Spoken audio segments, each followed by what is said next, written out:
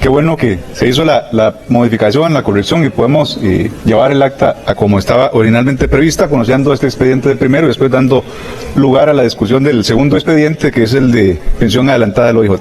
Yo participé de la discusión y de la votación en la Comisión de Jurídicos, efectivamente, cuando conocimos este expediente y, como bien usted lo señala, una de las firmas que no está en el expediente es la de este servidor, porque creo que estamos cometiendo como Asamblea, en primer lugar, un error importante de cara a lo que está establecido en la Constitución Política en separación de poderes y después en términos legales también dándole un carácter de delito penal a algo que no corresponde, sino que es un tema administrativo. Sin embargo, sí me gustaría señalar 6 puntos que considero relevantes indicados por el Poder Ejecutivo para poder tenerlos como base en la discusión de lo que vamos a tener. Quizás no todo tiene que ver con un tema constitucional, pero sí nos abre la visión a los dos diputados que hoy estamos conociendo este informe en el plenario, por lo menos que lo estamos votando, aunque no se está discutiendo ni conociendo el informe como tal, de cuáles son los fundamentos que está dando el Poder Ejecutivo en diferentes aspectos.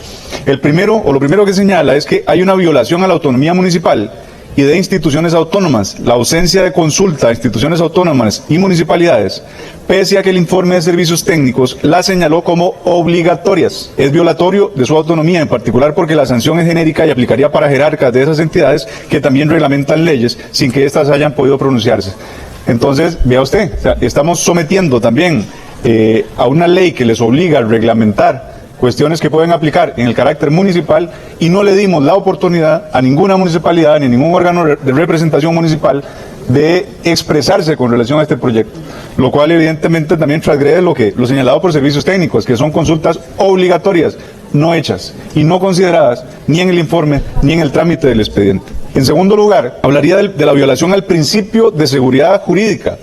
No existe claridad acerca de lo que pasará cuando la ley no requiera reglamento, pues el proyecto no establece diferenciación alguna.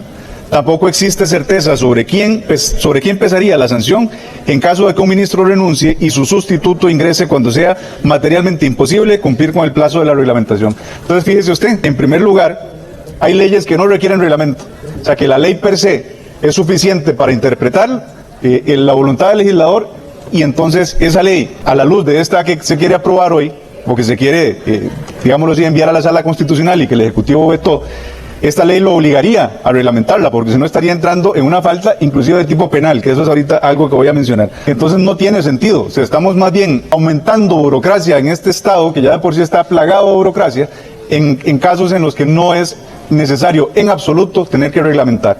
Y esa diferenciación, como lo señala aquí, no se hace en el texto de la ley. Por otro lado, puede ser que haya un ministro a cargo en el momento de que se aprueba la ley y que se vería obligado a reglamentar. Pero fíjese que si ese ministro sale del país y queda ahí, como llamamos en administración pública, o si este ministro renuncia a su cargo y entra otro ministro, ¿a quién le aplica la sanción? ¿A quién se le aplica? ¿Al que renunció y que ya no está? ¿Al que salió del país a atender una obligación? ¿O al que está a cargo del ministerio en ese momento que tal vez no pudo resolver por cuestión de tiempo la reglamentación de una ley? Son vacíos importantes y no podemos como Asamblea Legislativa entrar en vicisitudes, en ambigüedades que después a los jueces les venga a causar una serie de problemas relevantes a la hora de juzgar. Las cosas creo que estamos llamados a hacerlas de manera correcta desde el principio, y aquí hay ambigüedades que estoy señalando con puntos y comas, que señaló el Poder Ejecutivo con puntos y comas y que argumentó para efectos de vetar esta ley, que han sido simplemente ignoradas por esta Asamblea Legislativa, tratando de llevar adelante algo que está mal. Otro punto es la lesión al principio de intervención mínima y subsidiariedad del derecho penal. El proyecto plantea directamente una sanción penal, la inhabilitación para ejercer cargos públicos, en lugar de prever otro tipo de castigos a una falta administrativa. El derecho penal debe usarse solo como último recurso, cuando el bien jurídico tutelado sea fundamental y cuando las demás sanciones no son suficientes. Y bueno, aquí resulta que sin un tipo penal, simplemente se está aplicando un castigo penal a un hecho que es de carácter administrativo, y eso no puede ser correcto tampoco. Estamos hablando de inhabilitación de cargos públicos por una falta administrativa. Creo que estamos haciendo errores monumentales a la hora de crear leyes en este país. Otro punto, la violación al principio de legalidad y tipicidad penal. La falta debe estar claramente definida, cosa que no ocurre con este proyecto, pues no toca ley que requiere no toda ley requiere reglamentación para que sea efectiva y no considera excepciones válidas, ni distingue entre omisiones dolosas, culposas o derivadas de imposibilidades prácticas. Se trataría de un tipo penal abierto que no establece con claridad la infracción. Entonces, simplemente el reglamento no se genera y aquí la aplicación de la ley es directa. La ley y el castigo penal, otra vez, no administrativo. No importa si fue porque no quiso hacerla, porque estaba internado, porque tuvo un accidente, porque era materialmente imposible que la hiciera o porque no le dio el tiempo. O sea, no está el reglamento presente al cierre del periodo válido y se le castiga con su despido y la inhabilitación para ejercer cargos públicos. Vean ustedes lo que estamos haciendo con esta ley, que con razón veta el Poder Ejecutivo. Otro punto es la violación a los principios de proporcionalidad y razonabilidad. La sanción prevista es desproporcionada. Primero, porque no plantea ningún tipo de gradualidad y de una vez recurre al derecho penal cuando podría haberse sancionado administrativamente, que ya me he expresado ampliamente al respecto. Lo otro que también puede ocurrir y que estamos hoy siendo partícipes de esa irresponsabilidad, me parece a mí, es que un ministro de la administración que sea que se llame, está viendo que pone en riesgo su despido y la inhabilitación de cargos públicos y simplemente puede sacar el reglamento, un reglamento incompetente, mal hecho, para salir del paso y salvar, entre comillas, su pellejo. Y esto tampoco conviene.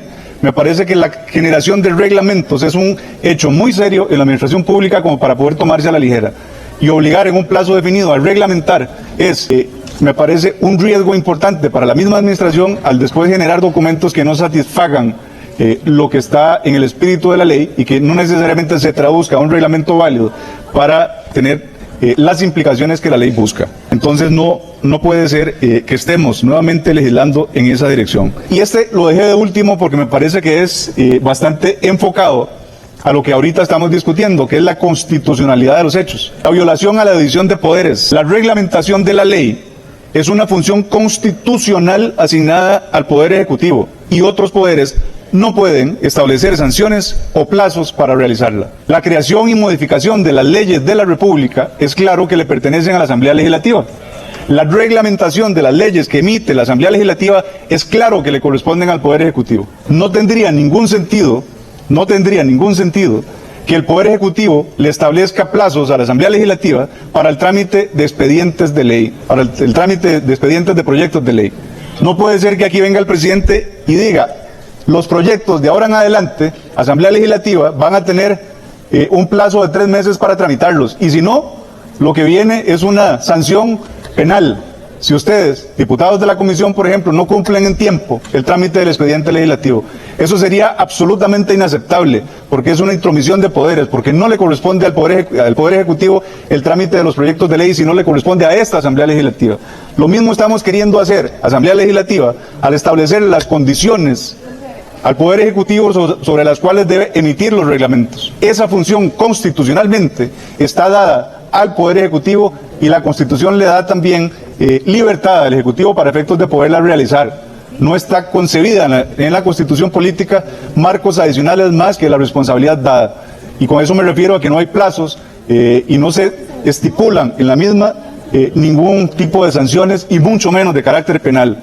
Por eso lo que se está haciendo aquí, diputados de la República, no está bien. Si algo quisiera modificarse, debería hacerse, si se quiere, a través de una reforma constitucional, que sería lo que procede, y con una mayoría de 38 diputados, para efectos entonces de cambiar lo establecido en la Constitución.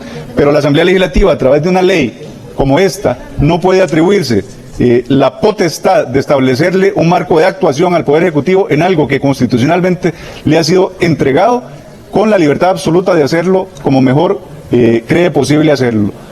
Sin plazos, buscando eficiencia. Yo estaría de acuerdo en que se busque eficiencia y oportunidad, pero sin plazos, y sí con la responsabilidad de hacerlo de forma que se refleje 100% el espíritu de la ley que ha sido consignado en el texto y que también responda en detalle a los parámetros de ejecución de la misma que sean necesarios para su puesta en operación.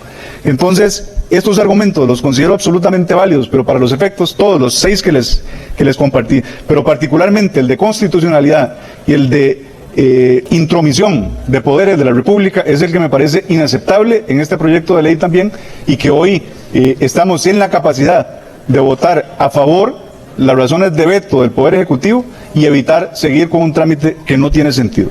Gracias, me reservo el tiempo que resta, señor presidente.